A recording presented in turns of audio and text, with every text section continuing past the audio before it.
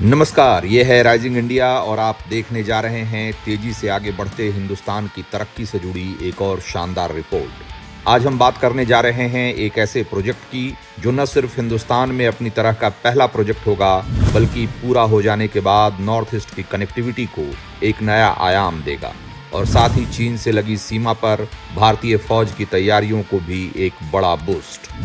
ये प्रोजेक्ट भारत की इंजीनियरिंग को भी नई ऊंचाई पर पहुंचाने वाला है और सबसे बड़ी बात यह है कि भारत सरकार ने 18,000 करोड़ से ज्यादा लागत वाले इस प्रोजेक्ट को मंजूरी भी दे दी है।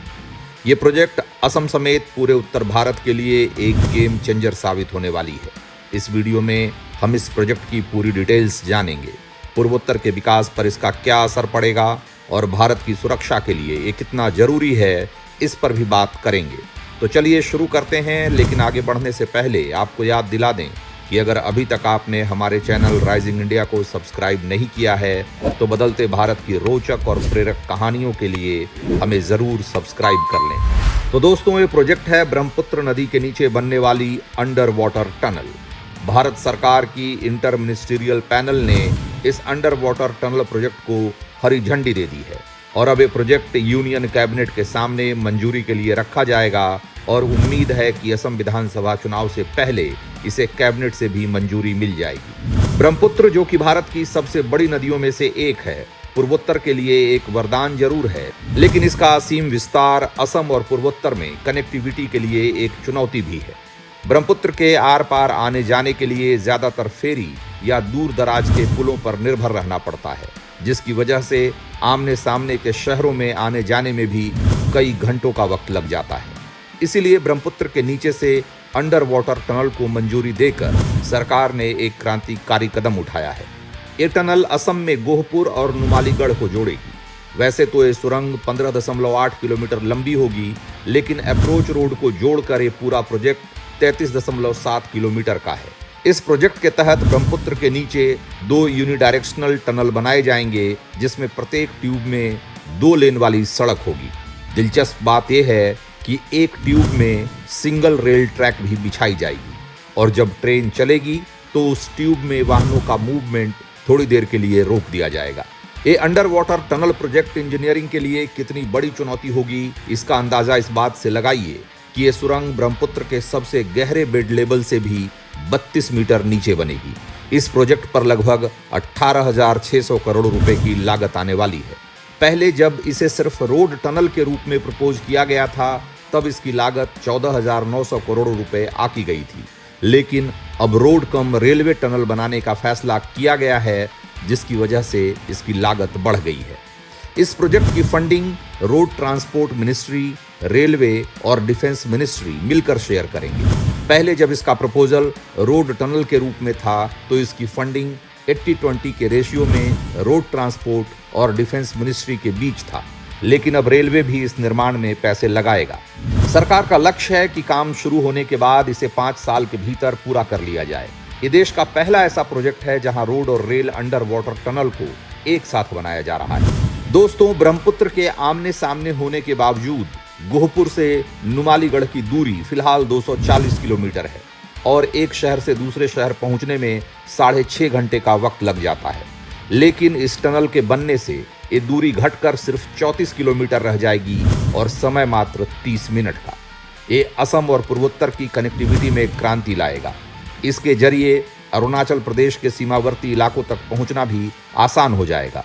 प्राकृतिक संसाधनों से भरपूर पूर्वोत्तर भारत अब भारत के बाकी हिस्सों से और बेहतर तरीके से जुड़ सकेगा। लॉजिस्टिक्स और इंडस्ट्री को बढ़ावा मिलेगा।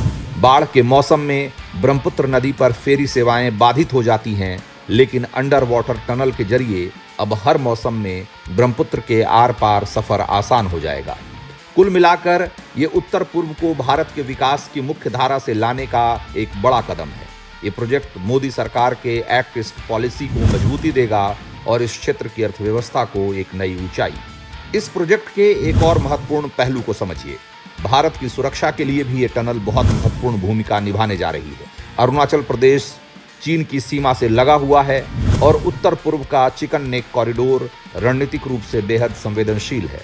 किसी भी आपात स्थिति में फौज और गोला बारूद की तेजी से तैनाती बहुत जरूरी होती है। इस अंडर वाटर टनल के जरिए सेना के लिए लॉजिस्टिक्स और भारी साजो सामान को तेजी से सीमा पर पहुंचाना और आसान हो जाएगा। चीन के साथ सीमा विवाद को देखते हुए ये प्रोजेक्ट भारत की डिफेंस कैपेबिलिटी को बढ़ाने के लिए बहुत जरूरी माना जा रहा है।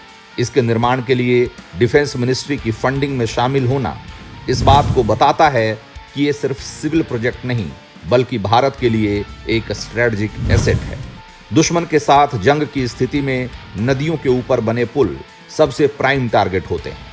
पुल को निशाना बनाकर दुश्मन सेना के मूवमेंट को रोकने की कोशिश करता है, लेकिन अंडर वाटर टनल को हवाई या मिसाइल हमले से तबाह करना बहुत ही मुश्किल होता है। इसीलिए भारत सरकार ब्रह्मपुत्र पर इस अंडर वाटर टनल को एक स्ट्रेटजिक प्रोजेक्ट के तौर पर तेजी से पूरा करना चाहती है।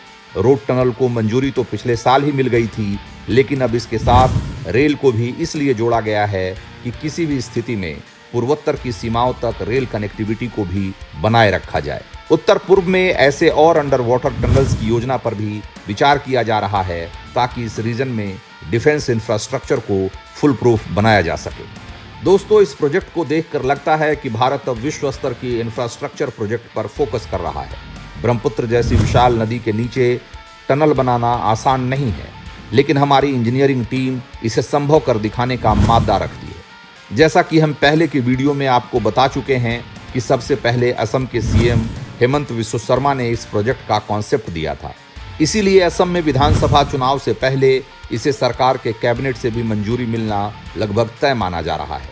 तो कुल मिलाकर अब थोड़ी सी औपचारिकता बाकी है इस मेगा प्रोजेक्ट की शुरुआत होने में। उम्मीद है कि 2031 तक पूर्वोत्तर के लोग ब्रह्मपुत्र के आर पार सिर्फ पुल और फेरी के जरिए नहीं बल्कि अंडर वाटर टनल के जरिए भी सफर कर रहे होंगे। तो दोस्तों, अगर आपको ये रिपोर्ट पसंद आई हो तो इसे लाइक और शेयर करें और बुलंद भारत की शानदार और पॉजिटिव खबरों के लिए हमें जरूर सब्सक्राइब कर लें। धन्यवाद। जय हिंद।